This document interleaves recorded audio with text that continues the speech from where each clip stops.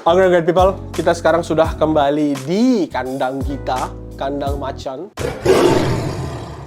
Kita akan cupping di 5 kopi yang berbeda. Kita pengen Bapak Kaleb di sebelah kita ini coba dan dia pilih kopi yang terenak menurut dia mana. Pertama kali lu belajar ngopi semenjak kapan dan lu tahu dunia seduh menyeduh specialty coffee ini dari kapan sih, Leb? Dari temen gue sebenarnya, Patrick Nicholas. Oh, I see. Kalau tahu dia tuh seneng ngopi karena gue sering sekamar sama dia, roommate. Nah terus suatu hari tuh, kayaknya menarik ya ngopi ya. Tapi gue tuh Nescafe. Nescafe, gue biasa Nescafe gitu ya, dua saset gitu di rumah. Jadi gue nyetok Nescafe waktu itu ya. Nyetok Nescafe. Suatu hari gue lagi ngopi gitu, si Patrick itu nyobain kak, ini Nescafe ya? Aduh ini mah. Dia ngomong gitu. Oh jadi lu ngopi apaan? Ya gue bikin sendiri di rumah. Gitu. Oh lu apa? Espresso. Dari situ gue tertarik, gue search lah. Gue lihat lu, kopi filter ya. Lu lihat gua terus reaksi pertama lu apa? Oh ini yang dulu sering gua bantai nih, gitu ya. Ya gua ikut-ikut. Ya tertarik gitu karena di situ dibilang kopi filter terutama ya. Banyak sekali faktornya gitu. Banyak sekali faktornya butuh puringannya harus konsisten gitu ya. Gua banyak sekali masa sih gua dari based on penasaran gitulah. Ya gua coba lah. Ya sampai sekarang gitu. Ini adalah kopi dari origin yang berbeda dan ada 2 origin yang dari luar Indonesia, ada 3 origin yang lokal. Jadi lu nggak akan tahu yang mana yang luar, yang mana yang lokal. Nggak ngerti ya, benar. Gue sih udah pasti tahu ya. Gue cium gini aja gue udah tahu yang mana. Ini namanya kita assessment fragrance. Fragrance itu bau kering. Ini adalah salah satu variabel dari si kopinya sendiri. Ih, beda-beda ya Jun ya? Yoi dong. Nah ini adalah namanya proses cupping. Cupping itu adalah proses di mana biasa dilakukan ketika kita mau QC, quality control, atau ketika kita dapat sampel, kita pengen cari tahu potensi rasa dari si kopi ini apa. Kayaknya ini dari luar negeri nih. Ada rasa-rasa kayak basi-basinya gitu. Basi. Ini 2 ini nih kayaknya dari luar nih. Oke, kita lihat benar atau tidak. Nah, jadi yang membedakan rasa dari kopi ini nih ada beberapa faktor. Faktor yang paling utama itu adalah terroir. Terroir itu adalah gabungan iklim, unsur hara, curah hujan, intinya daerah tersebut. Nah, kenapa berpengaruh? Karena si terroir ini tempat tumbuhnya dia, kayak gitu. Nah, setiap orang bisa menerapkan garis besar yang sama, tapi secara detail masih berbeda. Gue bisa layup, lu bisa layup. Tapi detail layup gerakannya beda-beda orang-orang. Nah, kopi juga kayak gitu. Jadi bukan lu dong yang ngerti di basket, bro. Lu 1, 2, 3, gue 2. Sampai full tuh, sampai 200 lah ya. Ya, sampai full ya. Oke. Ini dalam waktu 4 menit. Yuk, tuh, 2, 3. Nah, kalau cara tuang amatir emang kayak gitu, lama-lama, takut-takut gitu ya. Kalau yang udah pro kayak gitu sih, itu udah biasa aja sih. Sampai full ya. Sampai full, bener-bener full. Sampai full, bener-bener full. Terus selama 4 menit, berarti ini tubruk dong nih ya? Ya, ini basically tubruk, benar. Nah, tadi fragrance, aroma kering, sekarang ini aroma. Jadi fragrance sama aroma tuh beda. Aroma tuh kopi yang udah dibasahin. Nah, coffee ground udah dibasahin. Jadi kita tinggal cium. Emang harus deket itu, John? Tadi yang lu bilang kopi luar 2 ini kan? Emang terbaik lu, emang paling 100% lu emang. Bener nggak? Salah soalnya. Ini nih, pasti salah satunya ini nih. Ini salah satunya. Kayak ada rasa bau-bau ininya ya, bunga-bunga gitu ya. Setelah 4 menit kita harus break sambil kita cium. Nah, gua contohkan satu, habis itu lu lakukan sisanya. Jadi caranya gampang. Ini gelasnya kita bilas dulu. Habis itu lu pakai, masukin sendoknya, dorong 1, 2, 3 sambil lu cium aromanya apa. Nih. 1, 2, 3. Nah, gitu aja. Oke. Nah, silakan lu lakukan yang sisanya. Bener nggak? Nggak apa-apa. Ini harus cuci lagi? Bilas lagi, benar. Oh, bilas lagi. Yes. Biar nggak nyampur. Ada aroma apanya ini ya? Enggak, ada apa yo? Jahe ini kayaknya. Oke, lu kan udah cium nih 5 cup yang berbeda. Menurut lu, pilih 2 cup yang aromanya paling unik buat lu dan paling enak buat lu yang mana? Nih. 1, kedua. Ini dua-duanya nih. Apa yang lu dapatkan dari sini? Kalau ini kayak ada rasa apa ya? Wah, aroma kacang gitu. Kacang atau apa? Gue nggak tahu ya. Kayak bau Silver Queen nggak? Iya, kayak kacang-kacang gitu. Iya, Silver Queen mede. Benar, kacang mede. Kalau ini kayak ada bau bunga gitu. Bunga apa ya? Kayak tanaman pokoknya. Apalah, daun atau apa sesuatu gitu. yang berwarna ungu nggak lu rasanya? Ya, oke. Kita biasanya sebutnya itu violet. Kalau sebenarnya bisa kayak lavender, tapi ini lebih intens daripada lavender. Kalau lavender lebih soft sedikit baunya. Nah, tapi akan cocok nggak kalau ngeblendin ini? Nah, itu pertanyaannya. Itu yang harus kita atur. Nah, tugas mencari rasa itu cocok tidak cocok. Yang pertama memang kita cupping. Yang kedua di roasting. Kita harus mencari, profile ini harus seberapa terang, profile ini harus seberapa terang supaya match. Kalau nggak bakal match. Oh, berarti ini akan jadi kombinasi terbaru ini ya? Ya, ini kombinasi terbaru nih. Gue nggak kaleng-kaleng, bro.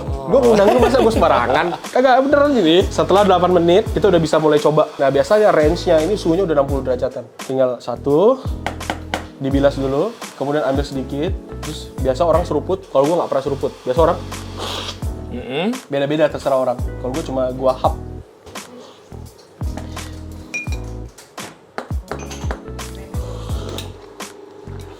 Gimana segini? Cukup? Ya, kebanyakan? Ya, hati-hati jangan terlalu ini panas. Oke, rasa apa yang kira-kira lu bisa dapatkan dari sini? Gua nggak bisa mendeskripsikan rasanya. Kita ngomong intensitas aja. 1 sampai 15. Ya, jadi 1 sampai 5 medium low, 5 sampai 10 medium, 10 sampai 15 medium high atau high intensity. Intensitasnya mungkin sekitar 9,5 gitu ya? Chifoni. Kalau 9,5 masih masuk. Kalau gua 9 atau 10 intensitas flavornya. Nah, kalau ini lu bisa dapetin yang paling gampang, mungkin bisa dapet tuh jeruk. Iya. Itu yang paling gampang. Benar. Terus manisnya. Kalau lu bilang gitu jadi gua kebayang. Oh iya, itu maksudnya jeruknya. Manisnya yang paling gampang tuh mungkin kayak brown sugar. Oke. Nah, itu yang paling gampang. Nah, kita masuk ke kopi kedua. Ih, aneh ya. Suatu rasa kopi yang nggak pernah gue coba nih sebelum ini. Oke. Kira-kira apa lu dapatnya? Yaitu kacang. Ada kacang, gua nggak tahu kacang apa, pokoknya ada rasa-rasa kacang gitu. Ada asam dikit ya? Oke. Asamnya seperti Sedikit sekali. tropical fruit. Iya, Buah-buah yang hanya bisa dapat di tropis ya. Oke. Nah, kita lanjut ke kopi ketiga. Nah, ini harusnya sih lu demen. Aneh ya? Hal pertama yang lu dapet tuh apa? Kayak ini, kayak lagi kopi dicampur sereh. Daun sereh. Oke. Kayak Floral. Iya, kayak ada rasa serehnya gitu ya. Nah, kalau gua bisa bilang ini kita dapetnya mungkin kalau minum teh ada osmanthus. Dia jadi kayak kalau kita bayangkan warnanya ada kayak pink ungu gitu. Nah, kita lanjut ke kopi ketiga. Kopi keempat.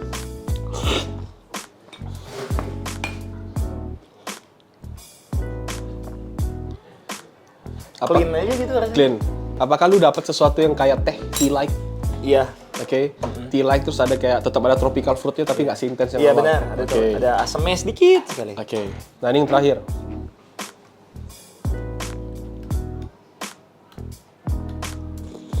Nah, pasti ini Aneh juga ya? ini yang pasti paling less intensity nggak? Dibanding ini semua, ini yang paling kayak slow. Iya, ini nggak ada ininya, tapi kayak ada apa ya? Apa? Apa ya itu ya? Apa ya, tidak bisa dideskripsikan ini rasanya. Pokoknya gue tuh ngerasa yang ini gue kayak udah pernah lah mencoba rasa seperti ini gitu. Ini 4 ini baru nih. Oke. Menarik ya?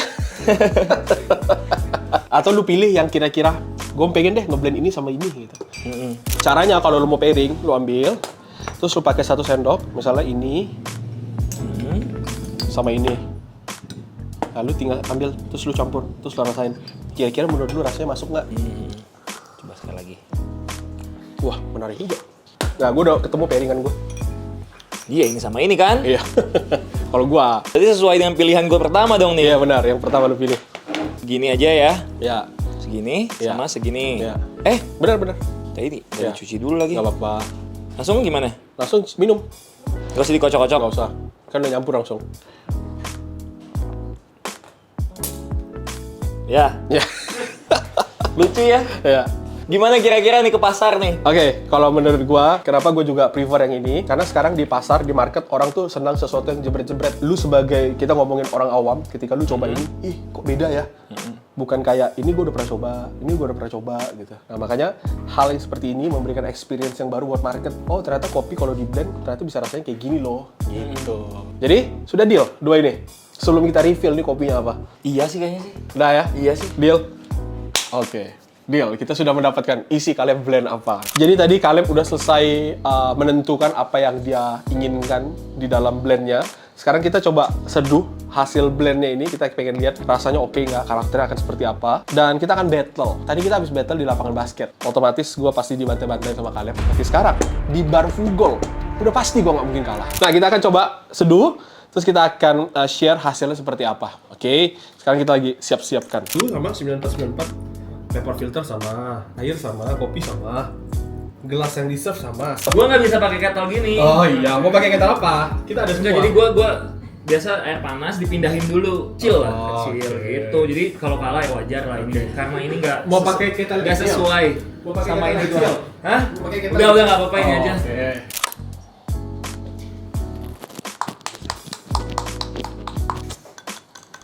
Oke, pertama-tama kita proses blooming dulu ya. Oke, siap.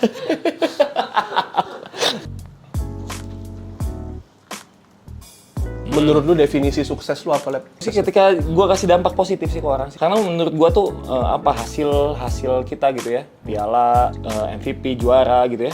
Suatu hari 2-3 tahun dilupain lah sama orang. Tapi ketika kita kasih dampak gitu ya. Kasih dampak berguna bagi orang. Itu sukses sih menurut gua sih.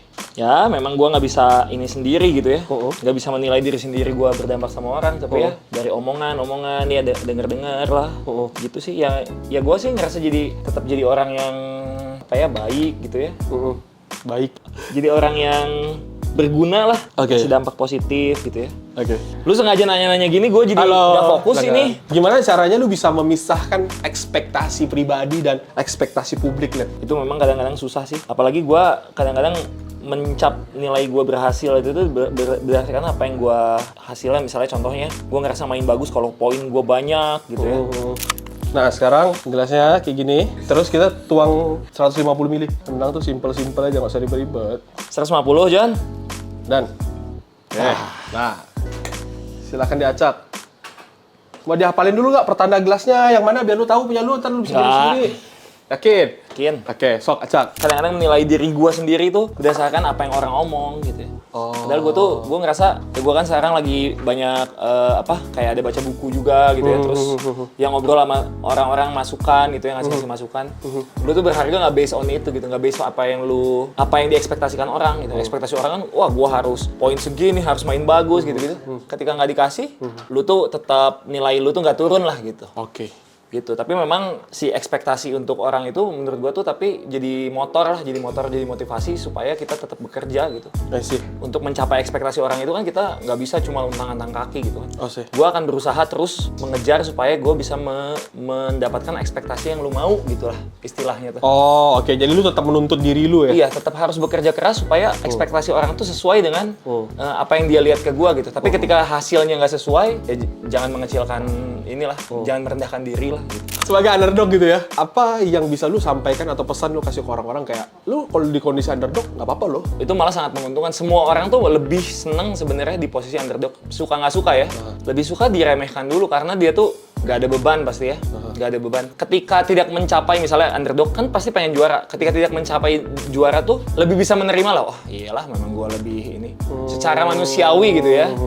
Tapi ya itu tantangannya. Harus bisa ngalahin itu ya, tapi gue yakin jadi underdog itu lebih menguntungkan dimanapun. Ya sih. Jadi jangan berpikir, wah gue diremehin underdog, udah kelar hidup gue. Enggak boleh kan harusnya. Ayo kita coba, kan lu underdog nih sekarang, gue tuh lagi mengangkat lu supaya mental lu nggak rusak. Terus anak-anak coba satu-satu, nanti anak-anak pilih. Jadi kita nanti 1, 2, 3 kita tunjuk yang mana yang paling enak. Oke. Voting, fair.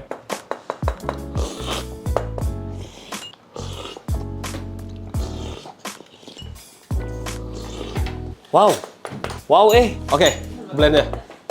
Wow. Kok bisa beda rasanya ya, John ya? Dengan ini yang sama. Bareng aja kita makan siap. Yang mana ya?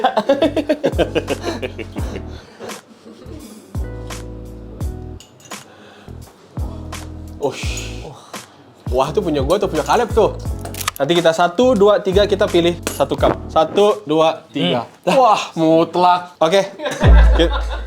Kita ngomongin flavor mana yang lebih bagus? Gue suka kayak ininya lebih kerasa si rasa yang tadi bunga-bunganya itu. Aroma floral yang masih kerasa. Floralnya lebih kerasa daripada ini gitu. Oke. Terus secara aftertaste yang lebih bersih yang mana?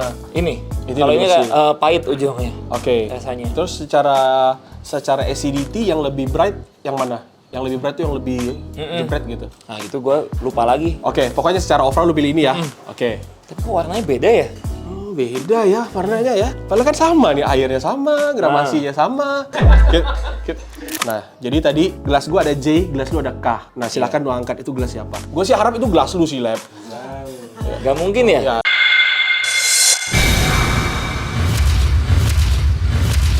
Gua harap sih itu gelas lu sih. Kok gelas gua ya? Aduh, mohon maaf ya. Mohon maaf ya.